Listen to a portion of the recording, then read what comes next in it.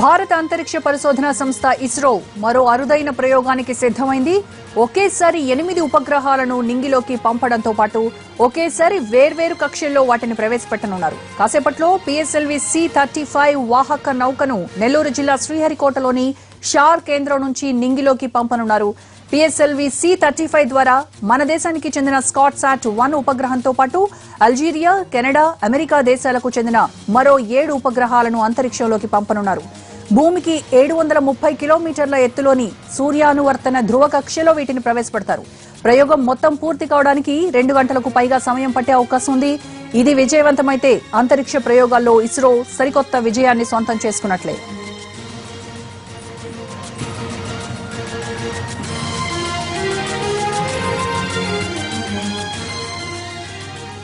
Rocket की कक्षा को परिवर्तित करें और उसके बाद शेष 7 उपग्रहों को कक्षा में प्रक्षेपित करें. इस समय हम लगभग 30 सेकंड की दूरी पर प्रक्षेपण से सभी कुछ अपेक्षानुसार आबाद रूप से जारी. हम लगभग 650 गतिविधियां पूरी कर चुके हैं और हम केवल 20 सेकंड की दूरी पर. Now just 15 seconds from launch and we go quiet for few seconds. Have a feel of the launch. 10, 9, 8, 7, 6, 5, 4, 3, 2, 1, 0, plus 1, 2, 3, 4, and ground 5, 6, 7, 8, प्रक्षेपण जलन बिल्कुल सामान्य आकाश की ओर उठता हुआ PSLV और जोरदार गड़गड़ाहट, उसकी जोरदार आवाज हमारे कानों तक, कमेंट्री बॉक्स तक बिल्कुल सुनाई पड़ती हुई अपने गंतव्य पथ तक PSLV C-35 8 उपग्रहों को लेकर आकाश में बढ़ता हुआ. All the 6 strap-ons plus the core are ignited now. The full power of PSLV is now on, and the PSLV is right now negotiating the very dense atmosphere and intense gravity of Earth. plus 50 seconds. In 2 seconds, 4 strap-ons ignited on ground have burnt out, 55 seconds. and we are going to separate them in another 10 seconds. The mission Plus is 1 minute. perfectly normal and everything is as we have planned. छोटे छोटे बादलों के टुकड़ों ने उसके गंतव्य पथ को हमसे छुपा लिया है, लेकिन PSLV बिल्कुल हमसे दूर जाते हुए सामान्य परफॉर्मेंस, सामान्य निष्पादन के साथ आकाश की ओर लगातार बढ़ता हुआ, और निष्पादन बिल्कुल सामान्य जैसी अभी आपने घोषणा सुनी. इस समय करीब 86 सेकंड का समय बीत चुका है. हम लोग 1.3 किलोमीटर प्रति सेकंड का वेग प्राप्त कर चुके हैं और करीब करीब श्रीहरिकोटा से 35 किलोमीटर की दूरी व्यतीत कर चुके हुए ऊंचाई करीब करीब 50 किलोमीटर प्राप्त कर चुके हैं. The first stage is going to burn out in around 5 seconds from now, and the second stage will be ignited on the burnout of the first stage. जी हाँ, जो स्ट्रैप-ऑन्स लगे होते हैं वो पहले अलग हो जाते हैं. हो गया. और Second stage is ignited. जी हाँ अभय जी, बड़े महत्वपूर्ण क्षण होते हैं जब इस तरह के प्रक्षेपण के में समय में जब सेपरेशन होता है. तो Yes, Alok, the transition from one stage to another is a very complex process, and it has to be very closely monitored and designed that the burnt out stage leaves the first ongoing stage in a very perfect manner. As we are seeing now, the designs which we have made are being demonstrated in this flight repeatedly, and every time it happens well, we gain confidence. बहुत बहुत धन्यवाद अभय जी. जैसा कि अभय जी बता रहे थे, ये लगातार यान के ऐसे घटनाओं से जुड़े हुए हैं. जी हाँ, हीट शील्ड पेलोड फेयरिंग जो है वो भी अलग हो चुकी है, और इस समय हम करीब करीब 170 सेकंड के समय के दूरी पर और 2.3 किलोमीटर प्रति सेकंड का वेग प्राप्त करते हुए अपने गंतव्य तक अपने अनुमानित पथ पर आगे बढ़ते हुए. The liquid second stage is now burning. This second stage, called PS2, is based on our indigenously developed Vikas engine, and it employs liquid fuel like unsymmetric dimethyl hydrazine and N2O4 as the oxidizer. This stage develops a peak thrust around 800 kilonewtons and burns for about 150 seconds. This liquid stage has a very high ice in specific impulse of 293 seconds and it is performing its job to perfection. जी हाँ, जैसा कि अभी अभय जी बता रहे थे, ये जो द्वितीय चरण है वो करीब करीब 12 मीटर लंबा, 2.8 मीटर व्यास वाला, करीब करीब इसमें 41.35 टन तरल ईंधन भरा हुआ होता है, अनसिमेट्रिकल डाइमिथाइल हाइड्रोजन और 25% हाइड्रोजन हाइड्रेट UH25 और नाइट्रोजन टेट्राऑक्साइड ऑक्सीकारक के रूप में इसमें लगा हुआ होता है। हम बहुत ही करीब द्वितीय चरण के प्रज्वलन काल के समाप्त की ओर हैं और इसके बाद करीब 3.6 मीटर लंबा 2 मीटर व्यास वाला तृतीय चरण, जिसमें 7.6 टन ठोस ईंधन हाइड्रोलिक टर्मिनेटेड पॉलीब्यूटाडाइन भरा जाता है और हम लोग बिल्कुल करीब किसी भी क्षण द्वितीय चरण अलग हो चुका है अपना कार्य समाप्त करने के बाद। Second stage has been separated and the efficient third stage has been ignited. PS3, our third stage, employs a composite motor case which gives significant payload benefits in terms of weight. Third stage is a highly efficient motor developing a peak thrust of nearly 240 kilonewtons and burns for about 100 seconds. When this burning is happening and we are going perfectly normal into the flight, we are at the altitude of 270 kilometers and covered a range of 550 kilometers from Sriharikota. I want to tell you that the whole ascent mission of C-35 till its first orbit is tracked by a network of ground stations at Sriharikota, Thiruvananthapuram and Mauritius. Then the restarts are tracked by Svalbard and TRAW stations as mentioned. जी हाँ, तृतीय चरण जो है उसमें ये करीब करीब 7.6 ton ठोस ईंधन HTPB हाइड्रोक्सिल टर्मिनेटेड पॉलीब्यूटाडाइन भरा हुआ होता है और इसे कई बार परीक्षित किया जा चुका है। ये सफलतापूर्वक निष्पादन दे चुका है। श्रीहरिकोटा से इसे सफलतापूर्वक परीक्षित किया जाता है। श्रीहरिकोटा अर्थात शार, श्रीहरिकोटा रेंज, जिसे शार के नाम से भी जाना जाता था, इसरो का अकेला ऐसा केंद्र है जहां से रॉकेट का प्रक्षेपण किया जाता है। आंध्र प्रदेश के नेल्लूर जिले में स्थित श्रीहरिकोटा चेन्नई से लगभग 100 किलोमीटर उत्तर में समुद्र के किनारे स्थित है, जो पुलिकैट झील को बंगाल की खाड़ी से अलग करता है। ये एक छोटा सा गांव था जिसे 1969 में उपग्रह के प्रक्षेपण के लिए उपयुक्त पाया गया था और 1971 में RH-125 साउंडिंग रॉकेट प्रक्षेपण के साथ ही ये केंद्र अस्तित्व में आ गया था। 5 नवंबर 2002 को इसरो के पूर्व अध्यक्ष व सचिव अंतरिक्ष विभाग के सम्मान में इसे सतीश धवन अंतरिक्ष केंद्र के नाम से जाना जाने लगा। आरंभिक दिनों में यहाँ केवल एक ही प्रक्षेपण स्थल था जिसका निर्माण 1990 में हुआ था, जिससे आज ये प्रक्षेपण संभव हो पा रहा है। पर समय की बदलती आवश्यकताओं ने, देश की बढ़ती जरूरतों ने और पैदावारों की बढ़ती मांगों ने इसरो को 2005 में एक और आधुनिक प्रक्षेपण स्थल बनाने पर मजबूर कर दिया और अब भारत अपने अभियानों को और प्रभावशाली ढंग से अंजाम देने लगा है। इस समय हम करीब करीब 415 सेकंड समय व्यतीत कर चुके हैं और करीब 6.5 किलोमीटर प्रति सेकंड की वेग जो है मान प्राप्त कर चुके हैं और श्रीहरिकोटा से करीब करीब 1200 किलोमीटर की दूरी पे हैं। जो ऊंचाई है वो करीब करीब 425 किलोमीटर है और एजीमुथ जो है 170.4 degree. You can see the vehicle flying on its planned path on the dot. Around 35 seconds earlier, the third stage has burnt out and now we have put our vehicle on a deliberate course so as the favorable conditions for the ignition of fourth stage are achieved. We have a pillbox in which we have to put the vehicle so that the fourth stage is taken to its favorable starting condition. As we coast, let me introduce to you a very important aspect which my fellow commentator Alok was asking, that is the separation and separation systems employment as well as the separation system design. The separation of these vehicles are very important and the first stage employs a FLSC that is flexible linear shape charge for physically separating the stage and it is assisted by 8 powerful retro motors which pull the first stage away. The second stage also employs retro rockets, and after this, the heat shield employs a pressure-based system.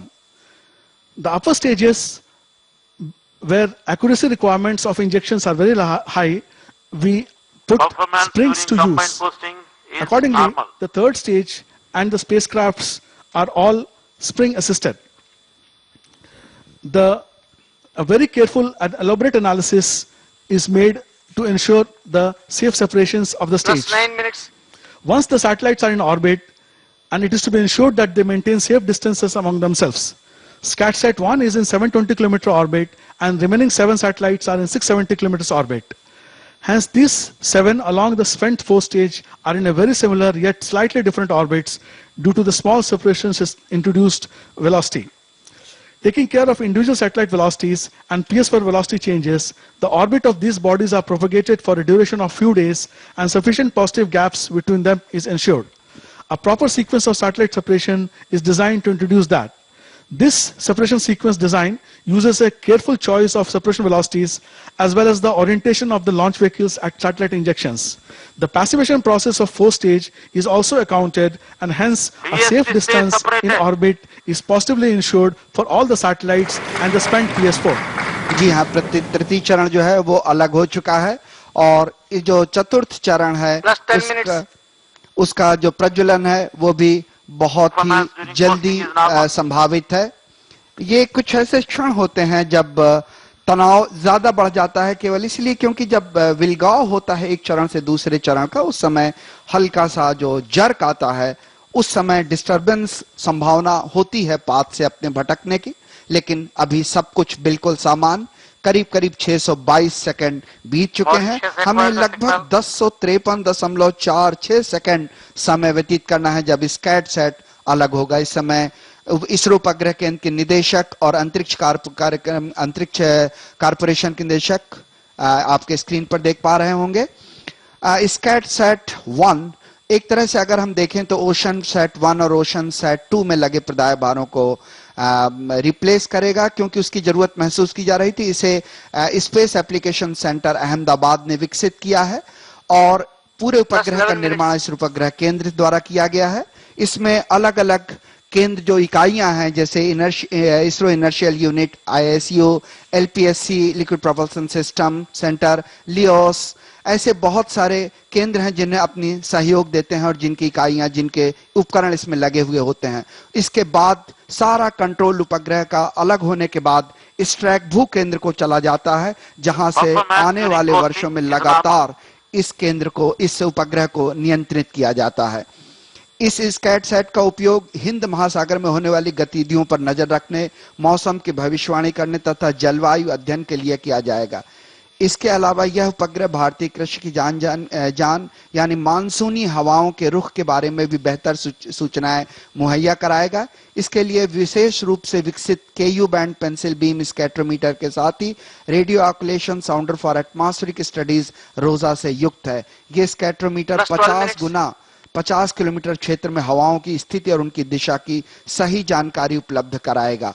यह उपग्रह हवाओं की गति के आधार पर उत्पाद तैयार करेगा, जिससे मौसम की सटीक भविष्यवाणी की जा सकेगी। साथ ही चक्रवाती तूफानों का न केवल पता लगाएगा बल्कि उसे ट्रैक भी करेगा। इसमें लगा प्रदाय बार ओशन सेट 1 और 2 के मुकाबले बेहतर फीचर वाला है, और ओशन सेट 3 एनीवे आने वाला ही है। इस समय 750 सेकंड व्यतीत हो चुके, करीब करीब 6.3 किलोमीटर प्रति सेकंड का वेग प्राप्त कर चुके हैं। हमें लगभग 7.576 kilometre. The fourth stage, the last stage of PSLV is ignited. Upon reaching the desired pillbox, we have ignited the fourth stage, and the fourth stage has now taken over to the task of reaching this vehicle to the precise injection orbit. The fourth stage will now burn for nearly 270 seconds before the orbital conditions are reached. You just heard the announcement that fourth stage performance is normal. Now, another important aspect of all ISRO missions is what we call the space object proximity analysis. That is, we see to it that the resident space objects are kept away from our launch trajectory. We designed the launch trajectory in such a way that the resident space objects do not interfere with us. Here, from a few days before the launch till the launch date, an analysis is made to assess the collision risk between already existing space objects and the launch vehicle upper stage and also the satellites once they are in orbit. Potential collisions, if any detected, are avoided by adjusting the launch time of launch within the 14 specified minutes. launch window. There is no such concern for today's mission. This November, collision avoidance analysis is carried out as a standard practice for all launches from Sriharikota. जी हाँ, जैसा कि मैं आपको बता रहा था स्कैट set के बारे में कि इसको 730 प्लस माइनस 5 किलोमीटर वृत्तीय सूर्यतुल्यकालिक कक्षा में प्रक्षेपित किया जाएगा, जो भूमध्य से रेखीय समतल के सापेक्ष में करीब 98.1 डिग्री झुकी हुई होगी।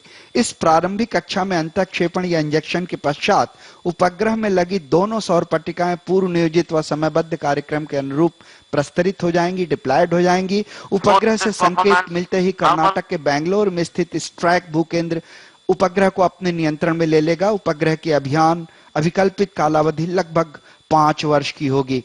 इस समय करीब 890 सेकंड का समय व्यतीत हो चुका है। जैसा कि हमने आपको बताया कि जो पृथक्करण प्रणालियां हैं, जो घटनाएं हैं, वो बहुत महत्वपूर्ण होती हैं। ये यान के विभिन्न चरणों को उनके उपयोग में होने के बाद मुख्य यान से अलग कर देती हैं। इस पृथक्करण के लिए आवश्यक है वो सुरक्षित हों, संघट मुक्त हों, इंपैक्ट फ्री हों। ये पृथक्करण घटनाएं अभियान के लिए बेहद नाजुक होती हैं, इसलिए इनकी अभिकल्पना पर सबसे ज्यादा ध्यान देकर इन्हें साफ सुथरा, संतुलित व सख्त बनाया जाता है। PSLV C-35 में ऐसी कुल 6 पृथक्करण घटनाएं हैं।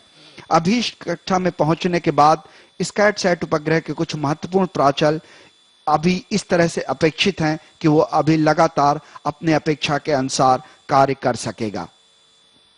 इस समय 7.087 किलोमीटर प्रति सेकंड का वेग प्राप्त कर चुके हैं। जैसा कि मैंने आपको बताया, हमें 7.57677 मीटर प्रति सेकंड किलोमीटर प्रति सेकंड का वेग प्राप्त करना है, जब ऊंचाई हमारी करीब करीब 730.694 किलोमीटर होगी।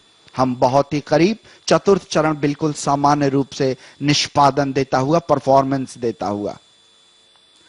We are now very close to the injection conditions being reached. We expect the injection conditions to be reaching in another 40 seconds, and by a robust design mechanism encompassing all the separate systems and subsystems, we strive to ensure a near nominal performance of all our launch vehicles, including PSLV C-35.